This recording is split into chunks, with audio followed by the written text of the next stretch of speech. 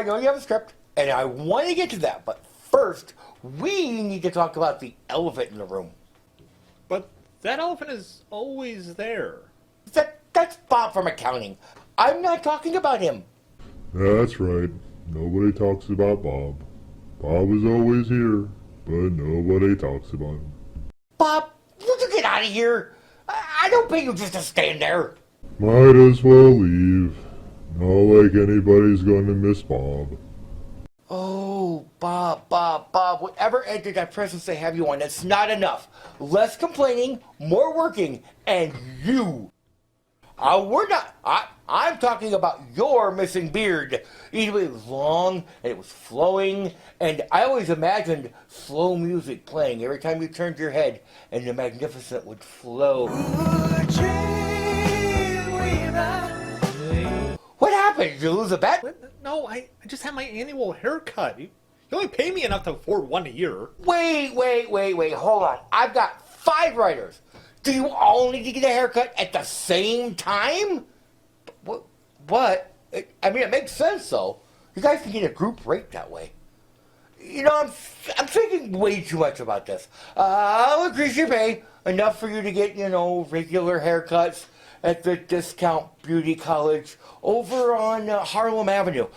You can go there and get your beard anytime you need. I don't want to think about this ever again. Now, tell me about the script of yours. I call it Pacific Rim.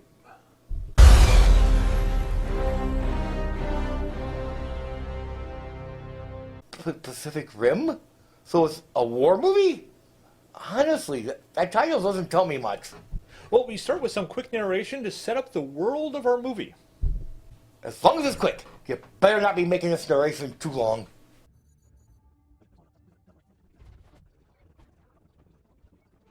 Three minutes? What the hell? Narration should be like 20 seconds, especially for those of us with short attention spans. What the hell was I talking about? Oh, anyway, there is no way you need to make it that long. Well, we have to explain that a rift opened up in the ocean, and from the rift we have kaiju coming out of it, which attack the cities, and they keep killing the kaiju, but more keep coming, and tanks and planes take way too long to kill them. So they had to build robots to fight them, but the robots need a human pilot. But a single pilot can't pilot alone because the neural load is too much. So they have to have a 2-pilot system for each hemisphere of the brain, and once they have these robots start fighting, they start defeating the kaiju really easy, which causes the pilots of these robots, which they call Jaegers, to become famous like rock stars, and the whole world, stops seeing the kaiju as a threat and more of an inconvenience or a sport, causing companies to even make kaiju toys. But then something changes. Are you okay? Breathe, man. Did you have to make it that complicated? Oh, I haven't even gotten to the complicated stuff yet. Because, of course, you haven't. We then get introduced to our main character, Raleigh Beckett. Him and his brother Yancey Beckett are Jaeger pilots who pilot a Jaeger called Gypsy Danger. We now explain that the way we have 2 pilots control a single robot is by having a thing called the drift, where 2 pilots mind meld through their memories to link to the robot. The deeper the bond between the pilots, the stronger the drift. The stronger the drift, the easier it is to control the robot. Of course! Mind melding! You couldn't just give them a Nintendo controller? Or maybe fill a toaster with some goo so when they pushed the button it went left and they pushed another button it went right, and when they played the right song it started to dance? I mean, anything but mind melding? Oh, okay, anyway, let's just get on with this overcomplicated thing that you've clearly created and get to the action! Well, they get sent out to stop a kaiju in the middle of the ocean while they also try to protect a fishing boat, despite the fact they were ordered not to risk mission to save one small boat. So they hold the boat in the robot's hand while they fight. Middle of the ocean, holding a boat in their hand. How big are these things anyway? Oh, like several stories tall. So we're talking about giant monsters fighting giant robots? That's what I said. I said they were fighting kaiju. What did you think I was talking about? I thought they were fighting really big dogs. Oh, that's Cujo! Kaiju, Cujo, let's just call the whole thing off.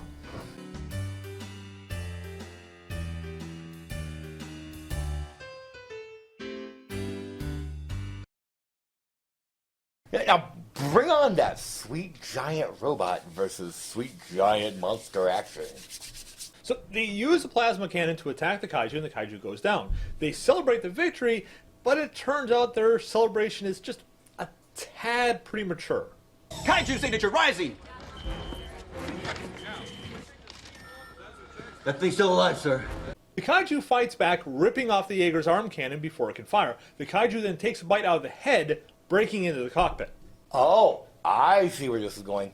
You want to make sure that the movie has stakes. So you're going to have the brother give some cliched line about never giving up or keep fighting, and then have the brother die. Later on, his dying words will be the driving force for the main character towards the end of the film when he's hit rock bottom and lost all hope. Right? You know, I thought about doing that, and I was going to go that way, but, instead I thought I'd do something a little bit different. You went through the home! Only listen to me! You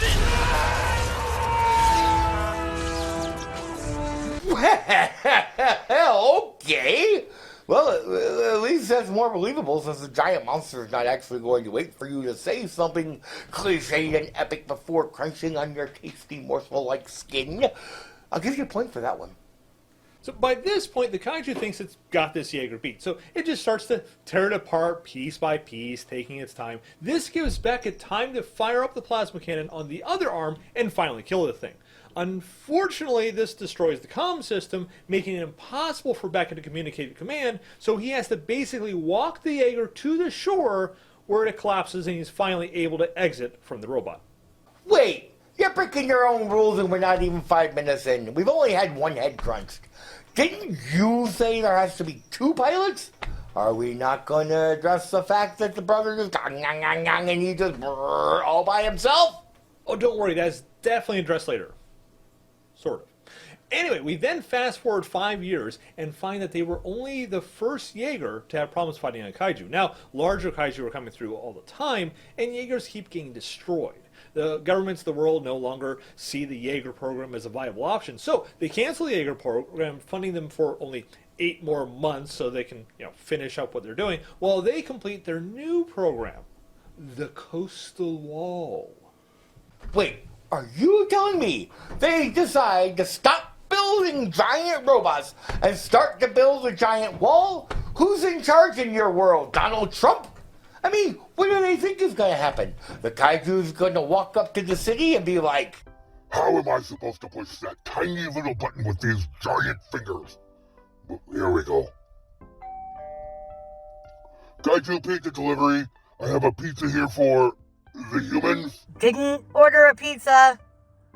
Closing the door and getting in the basement now. Bye. I can't believe that didn't work. I wore this costume and everything. Took me months to get it ready. See how hard it is to sew with these hands. That might be what they hope will happen, but 6 months later, they learn that giant walls by themselves are not the best deterrent against, giant monsters. Yet another kaiju attack took place. The kaiju, an enormous Category 4, broke through the coastal wall in less than an hour. so they learn their lesson quicker than Donald Trump. Anyway, this is when they're going to start building more giant robots, right? Oh, no. The government is still building the walls, but the guy in charge of the Jaeger program, Major Pentecost, has a plan and convinces Beckett, who has been spending the last 6 months helping build the coastal walls, to join back up with the Jaeger program. The guy had his big brother bite the big bullet while they were mind melting together. Mind melding! Well, whatever.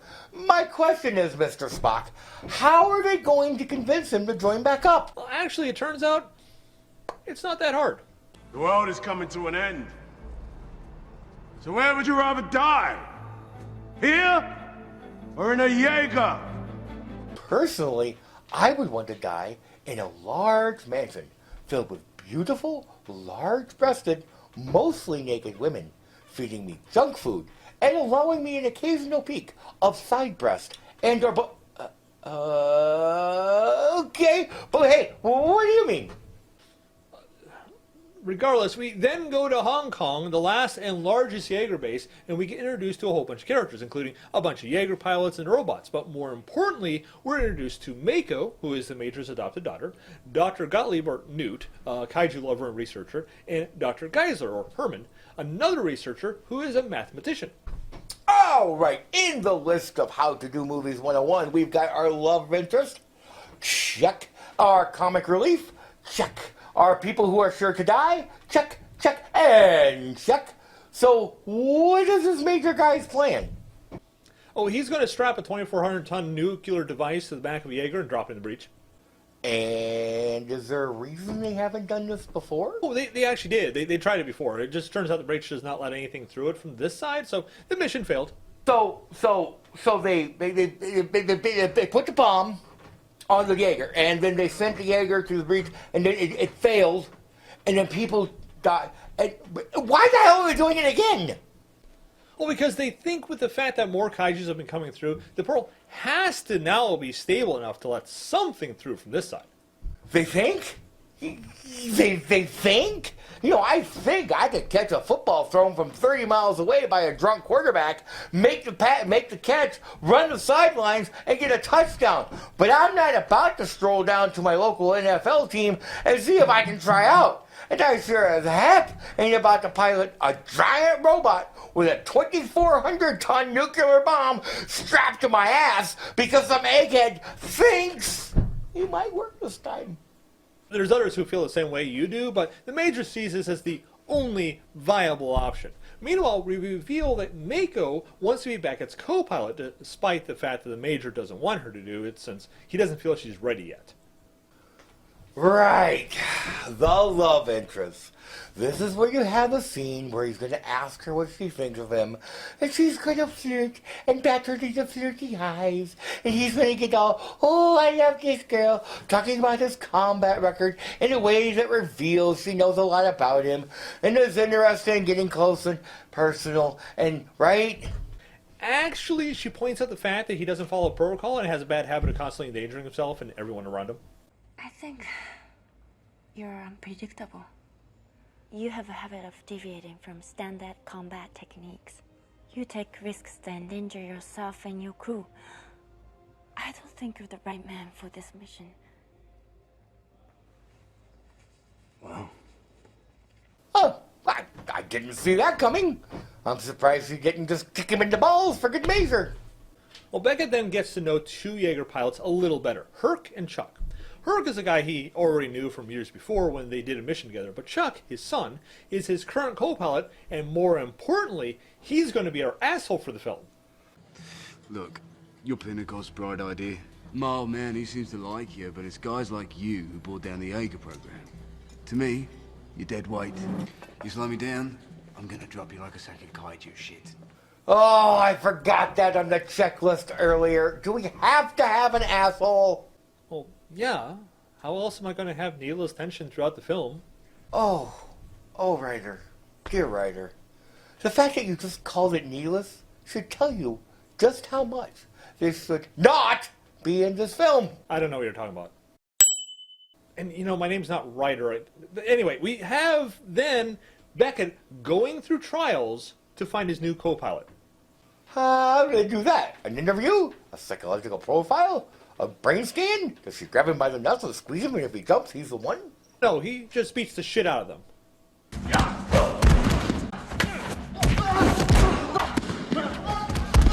So I'm supposed to believe if he can beat the crap out of someone, he can mind melt with them or whatever. No. See, it's about seeing if the other person can predict his moves or not. You know, get inside of his head, if you will, during a fight. The guys he goes up against can't do this, but it turns out Mako can. But the Major still refuses to let her go. Yeah. And eventually he's going to let her pilot anyway. We already know what's going to happen. You should have included my nut-grabbing scene. At least it would have gave somebody a little woohoo. Just get to something a little less predictable. We show Newt trying to drift with the portion of a kaiju brain and actually catches a glimpse of the world. Is that unpredictable enough? One.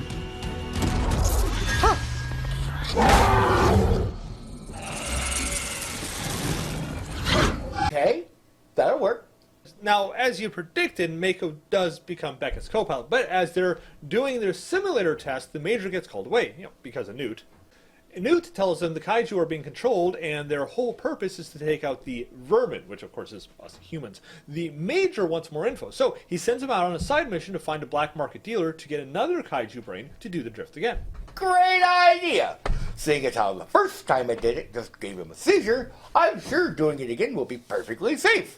And only give him a minor stroke and take out one of his testicles, and or put him into a coma for the rest of his existence. This, sir, is a bad idea.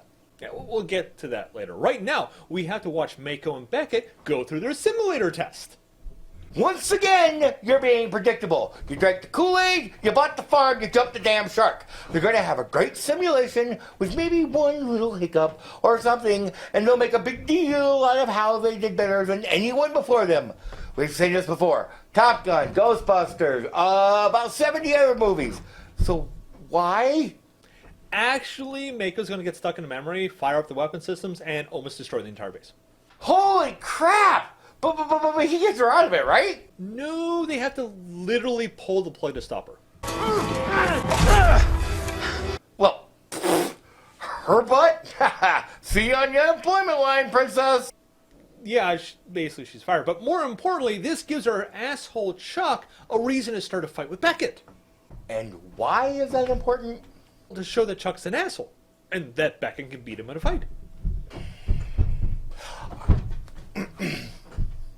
And I'm sorry, but I keep finding myself repeating the same question.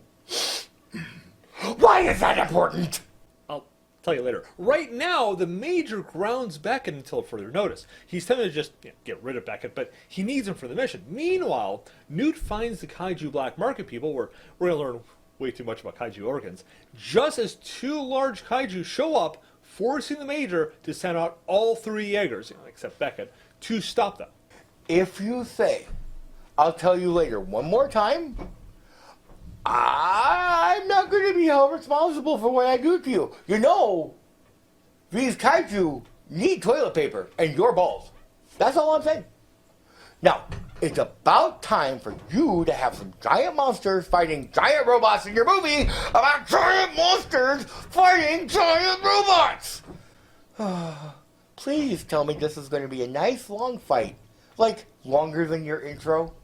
Well, it depends on your definition of long. Since the one Striker Jaeger is instrumental in their plan to blow up the breach, Herc and Chuck are ordered to stand back and let the other two Jaeger teams fight the kaiju. The problem is, it doesn't take long for them to destroy the first Jaeger, and when the second one is severely damaged, Striker has no choice but to engage.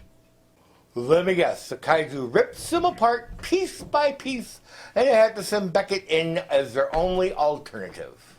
Well, you're half right. After they finish off the Jaeger that was severely damaged, one of the kaiju creates an EMP, not only knocking out all the power at the Jaeger base, but also causing the Striker Jaeger to lose all of its power as well, making it just, stand there while the other kaiju circles it.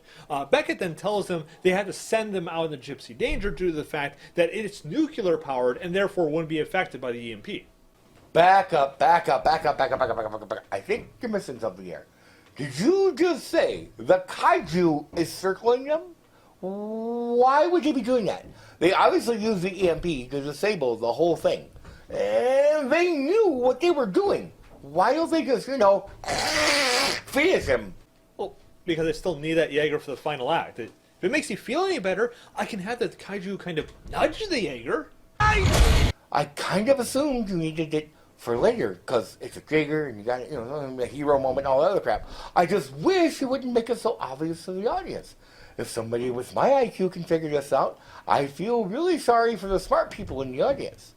You can't have these things ripping the Jaegers apart your entire movie and then have them suddenly stop and start singing Kumbaya when one of them's ready to be finished. It makes no sense. Oh, don't worry, I got that covered. I'm going to have the Jaeger pilots attack the kaiju with flares.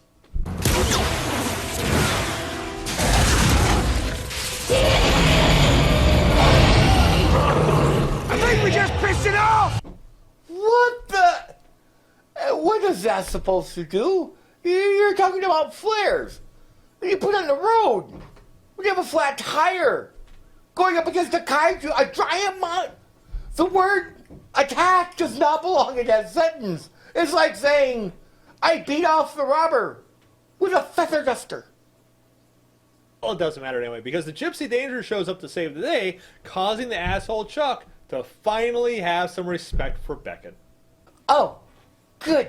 You wrapped up that incredibly useless plot device. Good for you.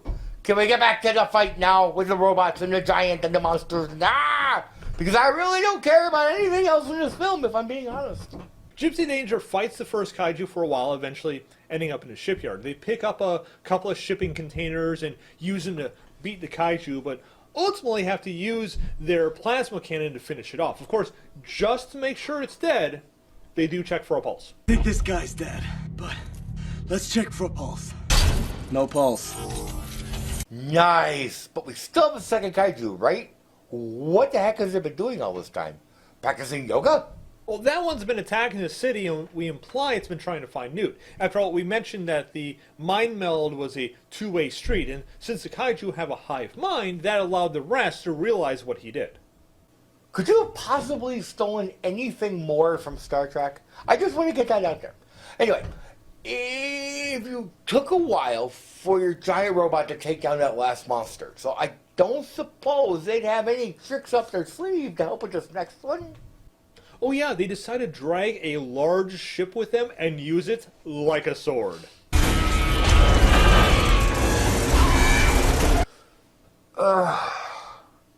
Wait. Wait. Wait! I knew there was a reason I kept a crazy ass on the payroll. My 10-year-old self thanks you for that image. Continue. They have a long, drawn-out battle in the city where they damage the kaiju, destroy its tail, prevent it from spitting acid, that sort of thing. It looks like Gypsy Danger is winning, but until it unfurls its wings, wraps itself around the Jaeger, and then begins to fly them both into space. And just like Icarus, you flew too close to the sun. You lost me again. To be fair, I'm not going to complain about the fact that the kaiju suddenly, who has had no wings previously, now suddenly has giant wings for no reason. I'm not even going to complain about the fact that this giant monster is somehow able to lift this giant robot that likely outweighs him by several thousand pounds. What I am going to point out is the fact that you cannot fly into space! You are aware of that fact, right? I mean, you don't see birds into space, do you? Not only can they not breathe in space, but it isn't actually possible for them to get up there due to the lack of atmosphere. Not to mention the amount of force the monster would need to be able to leave Earth's orbit. That is why we need to use rockets to put things in. Rockets. Not wings, rockets. Well, regardless. Oh, dear God! Everything looks hopeless until Mako points out that they have one weapon left, something that Beckett was unaware of since the Gypsy Danger didn't have it originally. Oh, dude, if you say it is a butt plug removed from their inner thigh, I'm leaving and you're fired. But I have to ask, I don't want to know. I don't.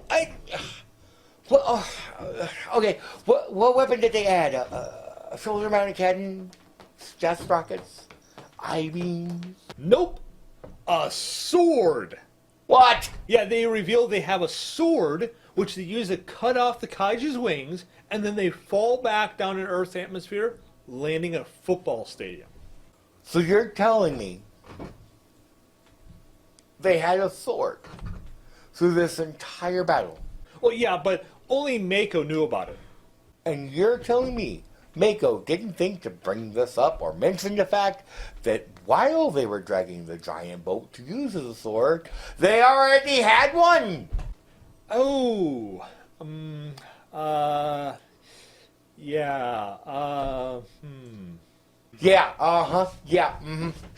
That's what I thought. You came up with that sword bit afterwards, didn't you? just go on. Well, Beckett and Mako get back and are regarded as heroes, only to have the Major remind them that they're not done. This is also when everyone sees that the Major has a nosebleed, something that he's been hiding through the whole film.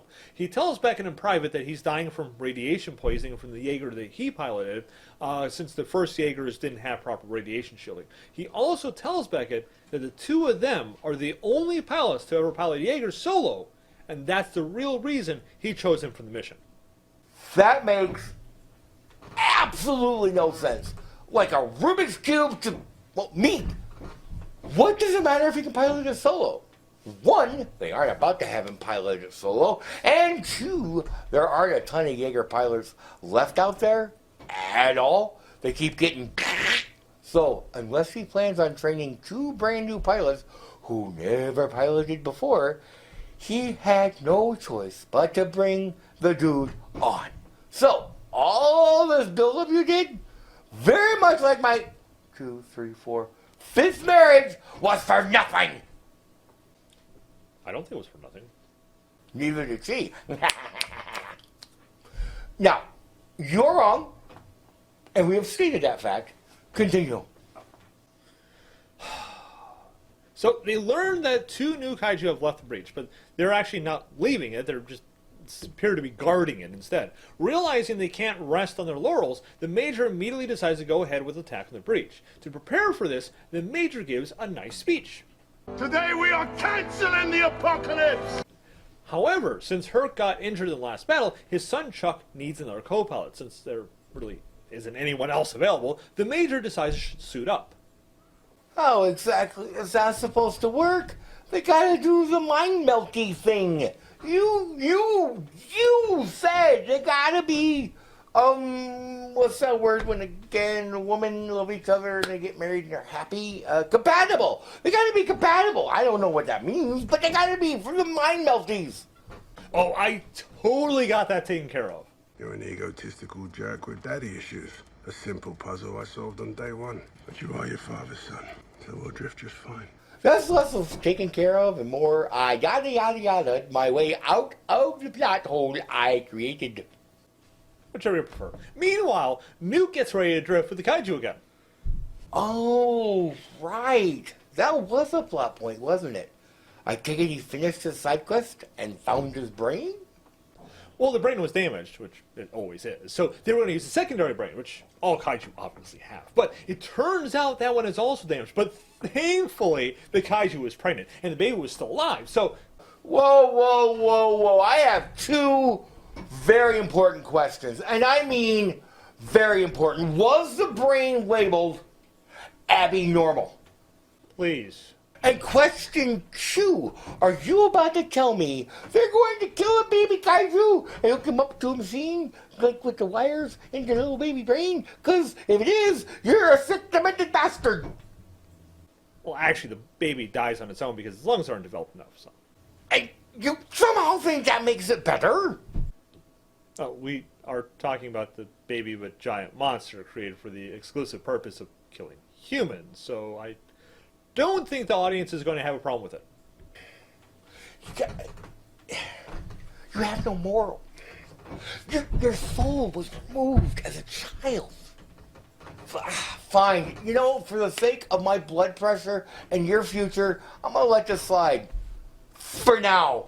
But I really don't like the idea of baby killing in the movie. Even for killing giant monster babies. So Nuke gets ready to do the drift, but Herman decides to help him with it so that it doesn't kill him. The drift works, but this only makes him realize the plan to blow up the breach isn't going to work. Really? I could have told you that over an hour ago, when they first talked about the plan. Not new information. Well, it is for the Jaeger pilots who are not only at the breach, but are being watched by two kaiju when Newt and Herman tell them that the breach will only open for the kaiju because it scans their DNA like how they scan barcodes at the grocery store. The grocery store has been scanning my DNA? Like a barcode? No, that's not what I said. That explains why every time I get an email, it always has my favorite junk food items on sale. Those dirty, magnificent bastards. That doesn't even make a lick of sense. Okay, back to the script. The new plan is to take one of the two kaiju and ride them in the breach to allow them through, only to have a third kaiju show up, and of course it's the largest one yet. I have to admit, that does make sense. If you told me the third one was a midget kaiju, I would have likely thrown a chair at your face. Yeah, that took you a really long time to decide what part to hit me with. Anyway, so after a drawn-out fight, Gypsy Danger is able to kill one of the kaiju, but gets severely injured, having lost one arm and having one of its legs crippled. The other two then decide to focus on Stryker, giving Stryker no choice but to use the nuclear device to take them out. So, Stryker.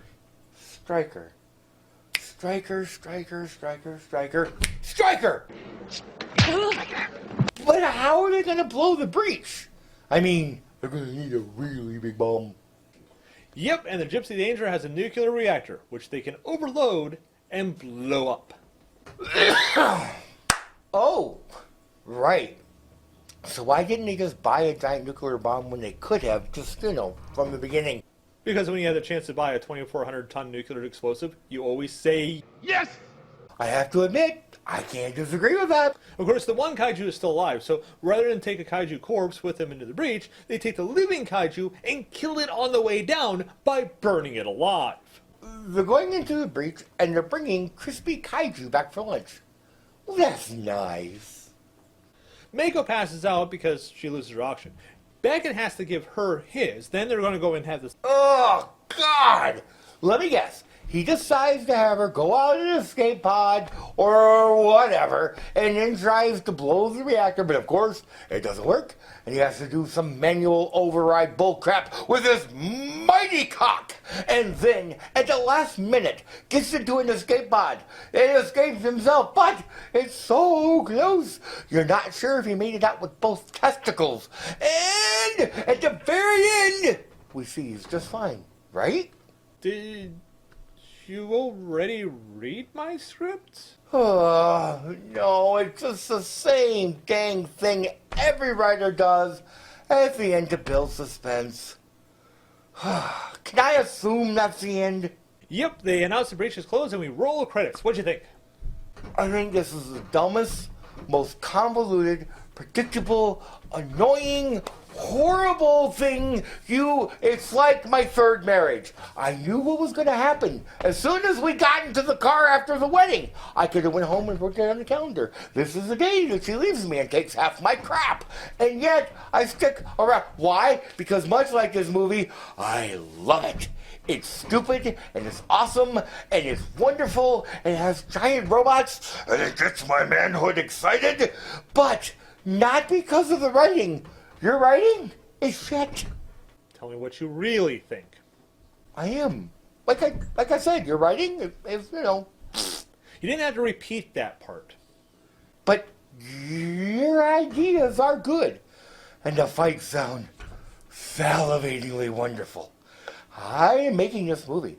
I don't think it's going to make a lick of money, but I personally can't wait to see the fight scenes. Great. Glad you enjoyed it. Now, if you'll excuse me, I have to go look for another studio to pitch my ideas to. Maybe one that doesn't think my writing is shit. Yeah, good luck with that one, buddy. And if you find one, be sure to let me know. Like you'll ever find another studio dumb enough to make his movies. Of course, if he did, then I would have one fewer writer. And then I would make fewer movies, and I would have less money, which would cause me to have to get a real job. Wait, don't go! Hello, Internet. And interwebs.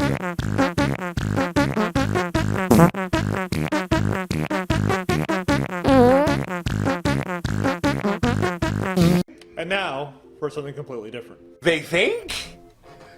I think I could run down a football field and catch a Hail Mary pass thrown 30 miles away from me.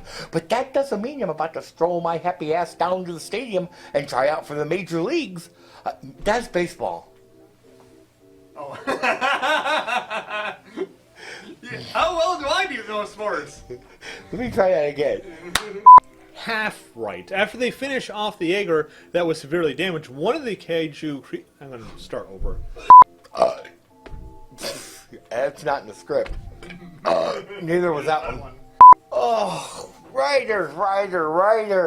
The fact that you just called it needless should tell you how much it should not be in this movie. And why am I suddenly possessed by the acting ability of Will Shatner?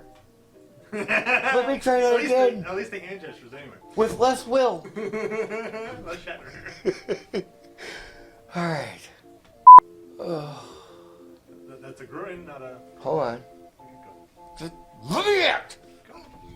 Yep, and it just turns out that Gypsy Danger has a nuclear reactor, which they can overlord.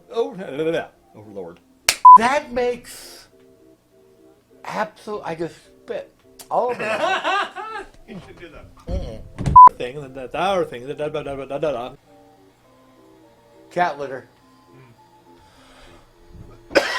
Just a moment.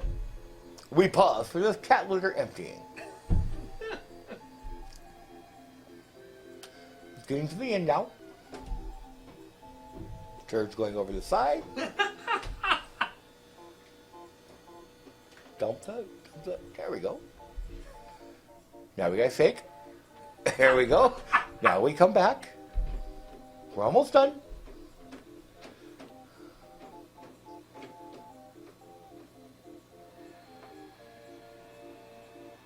I was early on the shake. Yeah. Mental note, turn off kitty litter before filming. That makes absolutely no sense. What does it matter if he can pilot it solo? I can masturbate solo. Doesn't mean I'm going to put that out on my Craigslist ad. Fat white guy who can masturbate, seeking girls who do the same. One, they aren't about to have him pilot it solo. And two, there are a load of Jager pilots out there. You said there are a lot. Good, because I didn't like the masturbation scene went down a dark road. It went to a dark place. It went to a dark place. I couldn't pull it back.